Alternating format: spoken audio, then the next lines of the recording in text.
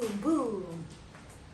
Hi everybody, my name is Tommy and today I'm going to be yours. Your super science teacher. And today I'm going to tell you all about nebulas. So you might think nebula. Boo from a ghost, ne, whatever it is, la means you sing. Well, it's not really that.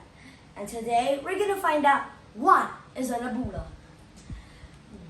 When we look at a nebula, it looks like a colorful and shapeful work of art, such as the crab nebula, the horsehead nebula, or the bubble nebula.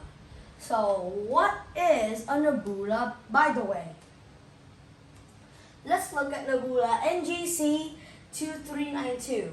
As you can see, it looks kind of like an eye in the middle with clouds of dust around it and like just little sparks flying out of it. Nebulas are made of clouds of dust and they have different ways of forming. For example, like I just said, nebula NGC 2392 is made by a massive explosion. This explosion is called a supernova. This explosion is caused when a star dies. Next of all, let's look at trees. Let's look at Triggs nebula. The Triggs nebula is formed in some place called the star nursery.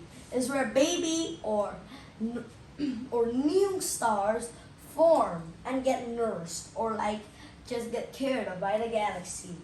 So Triggs was formed by the small minor explosions that make small balls of dust of the old stars in that place explode, and then it turns into the Triggs nebula. Now we're gonna go back to the bubble nebula, which is the last type of nebula I'm gonna talk about. How was it made from? The bubble nebula is also made of gas and some sort of helium and dust. The bubble nebula is formed by the space telescopes that were flown into space,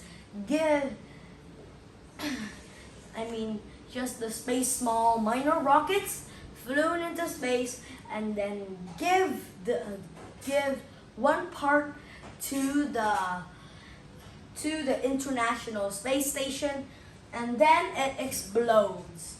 Like it flies a bit more, it doesn't return to Earth, it flies a bit more and then boom, it explodes. This causes the bubble nebula. Sometimes even stars explode with it, which causes the bubble nebula to become bigger and bigger and bigger. Because like the International Space Station usually moves only 1 nano or millimeter a day because it's just bobbing and floating in space, just like it is floating in water. Those are the 3 nebulas. Now, let's move on to the crab and the horsehead nebula.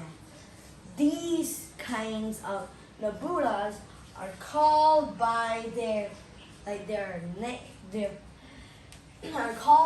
shapes. For example, the crab nebula, because the shape of the nebula looks like the back of a crab without legs and without pincers.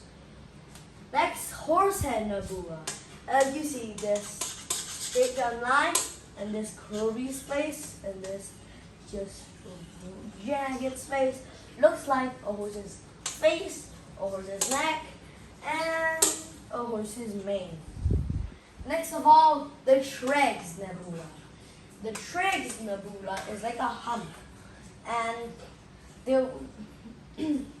there actually is a myth about a camel called Triggs. So this nebula, it looks like the hump of the camel. Triggs is called the Triggs nebula. Next of all, NGC.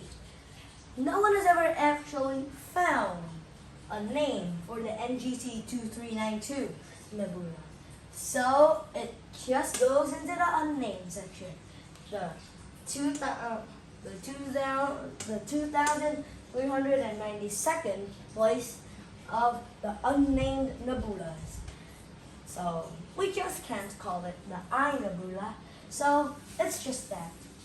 Finally, the bubble nebula. Why is it called its name?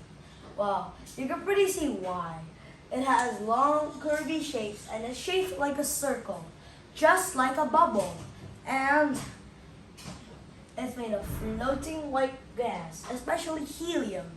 And usually, helium is in the children's toy that can be used to blow bubbles.